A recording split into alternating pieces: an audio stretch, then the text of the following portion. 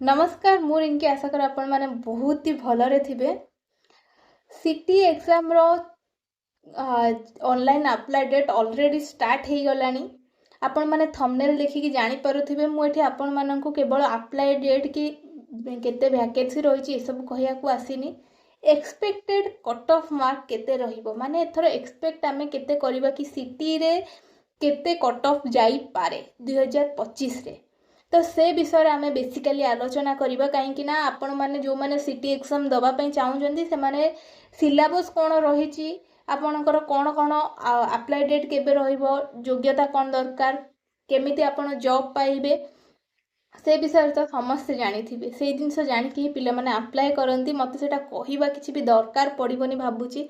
तो मुझे बेसी डिटेल्स रे भी वीडियो बनई नथिली पूर्वरु किंतु एक्सपेक्टेड कट ऑफ केते जीवा दरकार पिला माने को जिनस को टार्गेट करके गोटे एग्जाम देबे। सीटी एग्जाम जो पिला माने दबा को चाहूचंती जो माने प्रिपेयर करचंती से माननको प्रथमे गोटे टार्गेट सेट करिया को पड़िबो। केते आमे टार्गेट रखिबु जहा फल रे आमे क्वालिफाई करि परिबु हमरो फर्स्ट अटेम्प्ट रे क्वालिफाई हे जिवो। तो टार्गेट पिला मानकर रखिबा निहाती दरकार।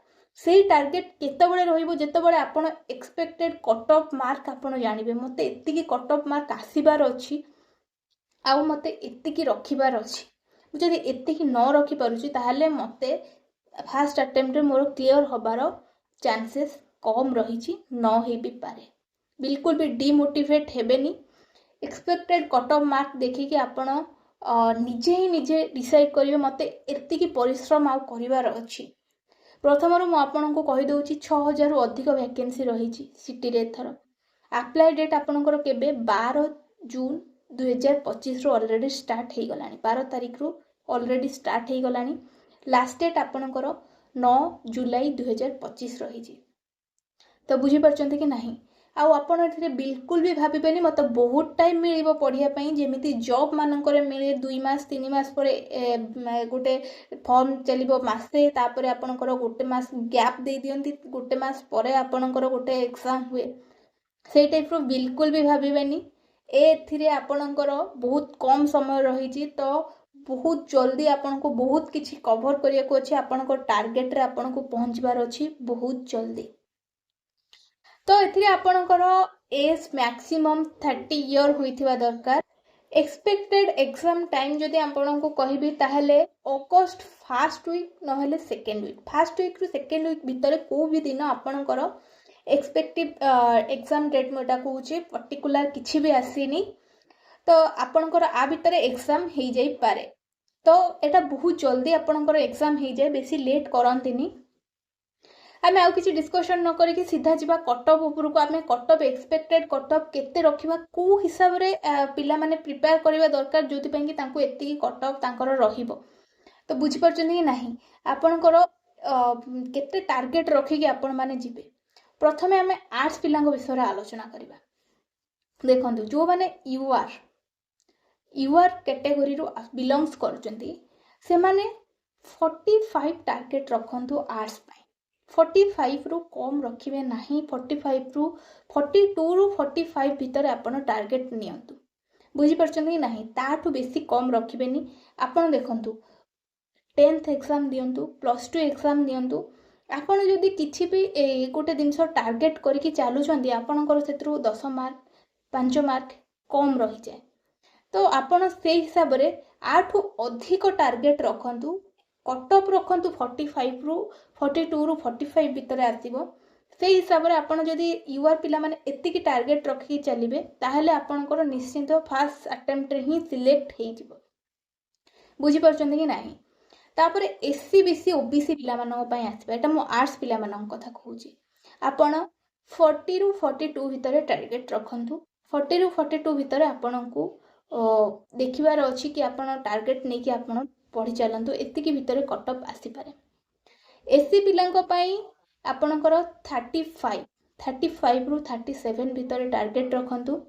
आपण 35 रु 35 भितर 32 रु 35 भितर जदि टार्गेट रखुचंदी ताहले आपणकर फर्स्ट अटेम्प्ट रे सिलेक्ट हे जिवारो चांसेस बहुत भलो रहिछि। तापरे आपणकर एसटी पिलांको पई से माने 27 रु 30 भितर आपण रखंतु आपणकर जदि एतिकी टार्गेट नहीं चलुछंती 2025 सुधा आपण जदि 27 नु 30 भितर आपणकर रही जाउची ताहले आपणकर सिलेक्शन पाइबार चांसेस बहुत अधिक अछि। बास एटा मु गोटे एक्सपेक्टेड कट ऑफ आपन कहूची जोथि पई कि आपन को बहुत हेल्पफुल रहिबो, आपन को पढ़िबारे बहुत हेल्प हबो। आपन एई कट ऑफ को टार्गेट करी कि आपन जदि पढुचंती ताहले आपन को चांस अछि कि आपन पाई परिबे गोटे सिटी। एटा समस्त जानिथिबे जो माने +2 क्वालिफाई करिथिबे सेही माने ही एटा को अप्लाई करि परिबे। सेतिरे आपनकर आपन को जॉब कोन मिलिबो ना गोटे प्राइमरी जॉब मिलिबो, बुझि परचंती कि नाही। तो आपन प्राइमरी टीचर हे परिबे एई जॉब रे। तो गोटे भलो जिनस रही बहुत पिला मानक मन रे थाए गोटे टीचर हवा पई स्वप्न नै कि पिला माने बहुत पाठ पढ़ंती चाहंती कि आमे सिटी बीडी एग्जाम को क्वालिफाई करू। से हिसाब रे साइंस पिला मानक पाखु केबे जिबा, साइंस पिला मानक केते टार्गेट रहिबा दरकार। युवर पिला माने 48 रु 50 जदि आपनकर 50 रु 48 रु 50 52 आ भितर रहूची आपनकर सिलेक्शन हे जिवो। बिल्कुल भी ओडिट होबार नहीं। आपण एई टार्गेट नै कि आपण पाठ पढंतु। एससी बीसी ओबीसी 45 रु 47 भितर टार्गेट रखंतु। साइंस पिला कथा कहूची 45 रु 47 भितर टार्गेट रखंतु। एससी पिला माने 35 रु 37 भितर टार्गेट रखंतु। एसटी पिला माने 30 रु 32 भितर टार्गेट रखंतु। साइंस पिला कथा कहूची एई हिसाब रे आपण पढंतु। निहाती देखिबे आपण निश्चिंत भाबे फास्ट अटेम्प्ट रे क्वालिफाई करिनिबे। तो एक्सपेक्टेड कट ऑफ आपणकर केते जाई पारे सेटा मु कहली मो अनुमान हिसाब रे। तो एथरो पिला माने केते कंपटीशन बढ़िबो, क्वेश्चन लेवल कौन आसीबो, हार्ड आसीबो कि इजी आसीबो। जेमिति रिसेंटली बीडी एग्जाम जाइथिला क्वेश्चन लेवल टिके टॉप थिला, सेमती आपणकर सिटी एग्जाम रे क्वेश्चन लेवल जदि टिके अधिक हार्ड आसिला कट ऑफ कमी जाई पारे, क्वेश्चन लेवल जदि टिके इजी आसिला कट ऑफ बढ़ी भी जाई पारे। तो एटा पूरा डिपेंड करूची आपण मानक हाथ रे। जो माने सिटी एग्जाम देबे से पिला मानक ऊपर डिपेंड करूची आ एग्जाम रो लेवल ऊपर डिपेंड करूची केमिति एग्जाम लेवल आसीबो, क्वेश्चन लेवल कोन आसीबो हा ऊपर डिपेंड करूची। मु एटा पूर्व वर्ष हिसाब रे पूर्व वर्षर कट ऑफ देखिकी 2024 रो कट ऑफ देखिकी मु बास गोटे एक्सपेक्टेड कट ऑफ आपन को कहिली जोटा कि आपन मानन को पढिबारे हेल्पफुल करेबो, आपन को मोटिवेट करेबो पढेबा पई। तो आउ जदि पिला माने आपण माने जदि किछि भी आपनकर ए वीडियो रे किछि डाउट रही जाईछि कि आपण मानकर किछि प्रॉब्लम रहूछि कि आपण माने किछि करिया को चाहउचंती कि किछि जानिबा को चाहउचंती सिटी एग्जाम विषय रे मते कमेंट सेक्शन माध्यम रे जणैबे।